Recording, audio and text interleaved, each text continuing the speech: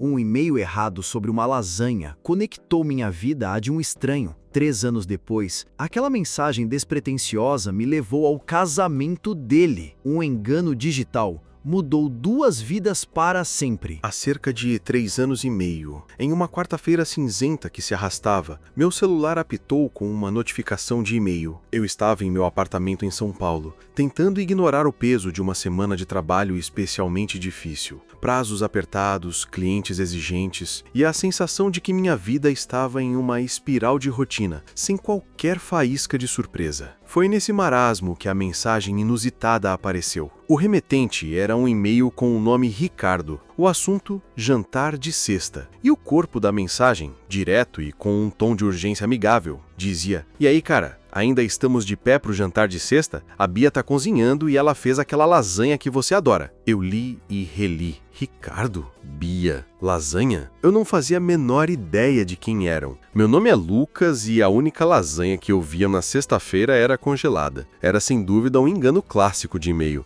provavelmente um erro de digitação de uma única letra no endereço. Minha primeira reação foi a lógica: deletar e seguir com minha existência tediosa. Mas a semana tinha sido tão sem graça, tão previsível, que a menção de uma lasanha caseira tocou em algo profundo. O simples pensamento de uma comida feita com carinho, longe das minhas refeições apressadas e solitárias, por alguma razão me pegou de jeito. Estando meio entediado e totalmente curioso, impulsionado por um desejo repentino de um drama alheio, fiz algo que jamais faria em sã consciência. Respondi, digitei com um sorriso de canto de boca, imaginando a confusão do destinatário original. "Acho que você pegou o cara errado, mas agora estou emocionalmente investido nesse plano da lasanha. Por favor, diga à Bia que eu acredito nela." Enviei. Não esperei uma resposta. Pensei que seria o fim da minha breve e imaginária aventura culinária. Apenas um momento de excentricidade, um lampejo de humor em meio ao marasmo. Mas, para minha surpresa, meu celular apitou novamente alguns minutos depois. A resposta era de Ricardo. "Cara errado, mas a melhor resposta que recebi em meses. Vou te manter atualizado sobre a lasanha." Foi assim que começou. Eu, Lucas, de São Paulo, e um cara chamado Ricardo, de Curitiba, a milhares de quilômetros de distância, em um estado que eu mal sabia localizar no mapa. As primeiras trocas de e-mails eram leves, quase bobas. Piadas internas que surgiam do nada, fotos estranhas de comida que nós dois tínhamos experimentado ou desastrado na cozinha, e debates acalorados sobre qual animal venceria em uma luta. Ele era firmemente time polvo. Eu defendia a aranha gigante com unhas e dentes, por puro caos e para irritá-lo. Era um alívio, uma válvula de escape para a monotonia da minha rotina. Eu chegava em casa do trabalho e, em vez de me afundar nas preocupações do dia, esperava ansiosamente por um novo e-mail do Ricardo. Mas a superfície rapidamente deu lugar à profundidade. As semanas viraram meses e nossos e-mails se tornaram uma espécie de diário virtual. De repente, eu estava contando ao Ricardo sobre o estresse do meu trabalho na agência de publicidade, as frustrações com projetos, as pressões da chefia para bater metas impossíveis. Ele, por sua vez, compartilhava suas próprias dificuldades, desde prazos apertados na empresa de design gráfico até a frustração com o tráfego pesado em Curitiba e as pequenas alegrias inesperadas do dia a dia. A barreira do anonimato e a distância geográfica pareciam nos dar uma liberdade que eu não sentia com as pessoas no meu círculo social. Era infinitamente mais fácil desabafar com um estranho que não tinha pré-julgamento sobre minha vida, que não estava envolvido na minha realidade. Eu nunca me senti tão à vontade para ser completamente honesto sobre meus medos, minhas frustrações e até minhas inseguranças mais profundas. Então vieram as coisas mais pesadas. Meu avô, com quem eu tinha uma ligação muito forte e que morava em Minas Gerais, ficou gravemente doente. Eu desabafei com Ricardo sobre o medo da perda iminente, sobre a impotência de vê-lo definhar de longe. Ele, por sua vez, compartilhou a dor de um rompimento recente, uma namorada de anos que o havia deixado inesperadamente. Falamos sobre a dificuldade de confiar de novo, sobre a solidão que isso trazia. Aqueles e-mails se tornaram um porto seguro, um espaço onde a vulnerabilidade era aceita e a compreensão era genuína. Pelo e-mail, Ricardo se tornou um pilar de apoio inabalável.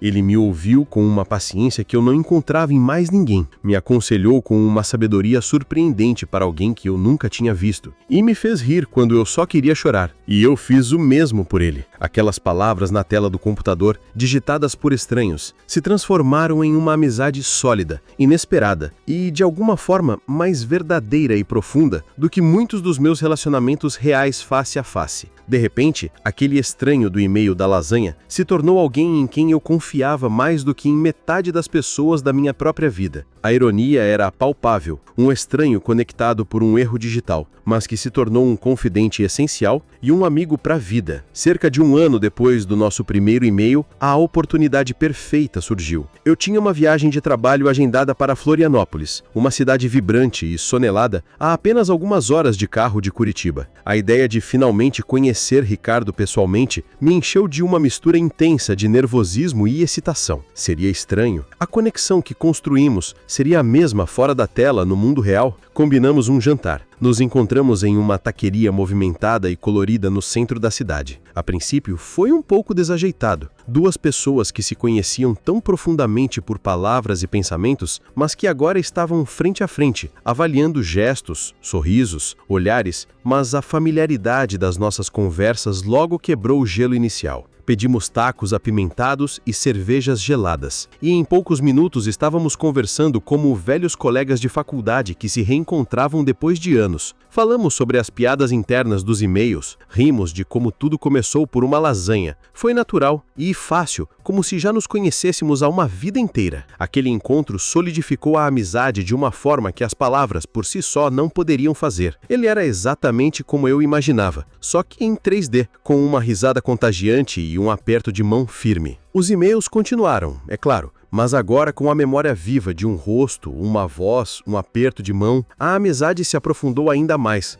porque a distância, tanto a geográfica quanto a emocional, havia diminuído drasticamente. Passamos a nos ligar ocasionalmente. As vozes adicionavam mais uma camada à nossa conexão. O tempo voou, como sempre faz quando a gente está vivendo algo significativo. Mais 2 anos se passaram desde aquele nosso primeiro encontro. E então, no verão passado, recebi um convite muito especial de Ricardo. Pelo e-mail, é claro. O assunto era convite oficial. Momento histórico. Meu coração acelerou. Abri a mensagem. Era o convite do casamento dele. Lucas, meu velho amigo, sei que isso pode soar loucura, mas você é uma das pessoas mais importantes que apareceram na minha vida nos últimos anos. Você estaria disposto a vir ao meu casamento? É em Curitiba, em setembro. Sem pressão, claro. Eu ri alto. Uma risada que misturava surpresa e alegria. Loucura? Ele estava meio brincando, claro, mas eu sabia que a proposta era séria. Eu não pensei 2 vezes, respondi na hora, antes que ele mudasse de ideia. Sim, antes que você mude de ideia. E parabéns, cara, mal posso esperar para conhecer a Bia de verdade. A viagem de São Paulo para Curitiba foi longa, mas eu estava eufórico. Cheguei na cidade, que se mostrava ainda mais charmosa e sunelada do que eu me lembrava, e me senti parte de algo verdadeiramente especial. O casamento seria pequeno, íntimo, realizado no jardim da casa da família da noiva. Era um cenário lindo, com luzes pisca-pisca penduradas entre as árvores, um cheiro delicioso de flores no ar e a melodia suave de um violão. O lugar estava cheio de pessoas que claramente conheciam Ricardo há uma vida inteira. Amigos de infância, parentes próximos, todos com um brilho de felicidade nos olhos. E eu,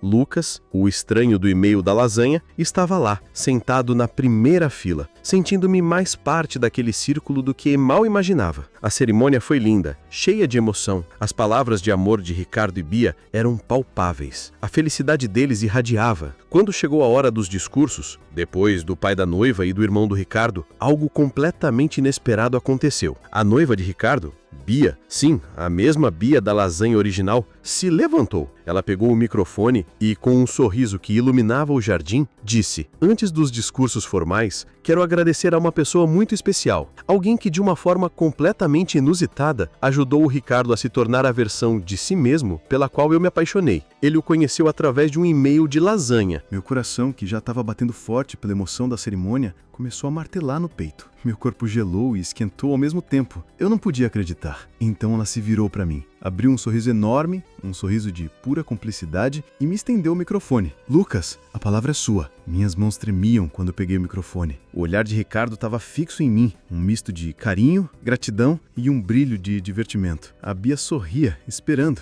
Olhei para a plateia, um mar de rostos curiosos e sorridentes, todos aguardando. Respirei fundo, tentando acalmar meu coração que explodia de alegria. Bem, eu sou o cara da lasanha, comecei. E a plateia, compreendendo a referência, soltou uma risada calorosa. Há 3 anos e meio, recebi um e-mail que não era pra mim. Era sobre um jantar de sexta e uma lasanha feita pela Bia. Eu tava tendo uma semana horrível e a ideia daquela lasanha feita com carinho, por alguma razão, me pegou de jeito. Continuei, contando a história completa, desde a minha resposta atrevida, passando pelas semanas de piadas bobas e fotos de comida estranha, até os meses de desabafos profundos e, finalmente, a amizade que floresceu entre 2 completos estranhos. Falei sobre como Ricardo me ajudou a passar por momentos difíceis, como a doença do meu avô, sem nem saber meu rosto, apenas com suas palavras de apoio e sua escuta atenta. Falei sobre como a honestidade e a vulnerabilidade daquela amizade virtual me ensinaram sobre a verdadeira conexão humana, uma conexão que eu não esperava encontrar na era digital. Ricardo,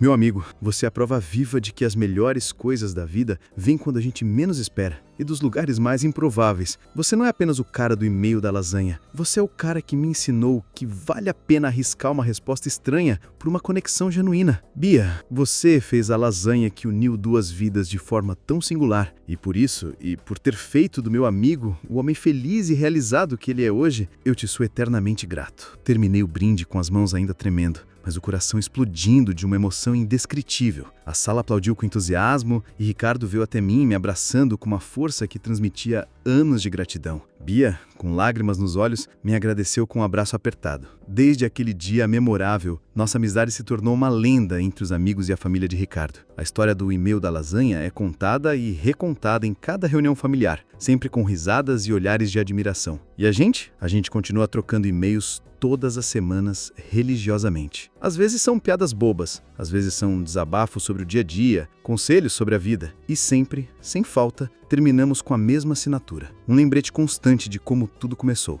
PS, a lasanha da Bia mudou vidas. Porque, de certa forma, mudou mesmo. Um e-mail errado, uma lasanha e a vida nunca mais foi a mesma.